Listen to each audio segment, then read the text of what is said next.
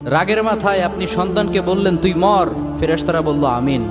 তোর ভবিষ্যৎ অন্ধকার, ফেরেশতারা বলল আমিন।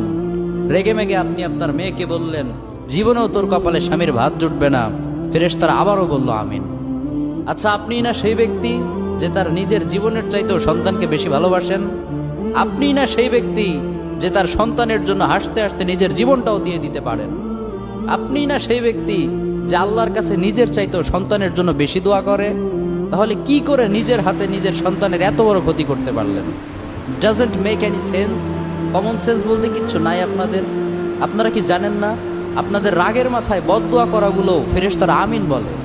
দাওয়াতুল ওয়ালিদ আলা ওয়ালাদি, বাবা মা তার সন্তানের জন্য যেই দোয়া করে সেটা ভালো হোক কিংবা বদদোয়া হোক, আল্লাহ সেটাই কবুল করে নেয়। এজন্য খবরদার, নেভার কার্স ইউর চিলড্রেন। রাগের মাথায় কখনো সন্তানকে অভিশাপ করবেন না। খুব বেশি রাগ উঠে গেলে তার জন্য উল্টা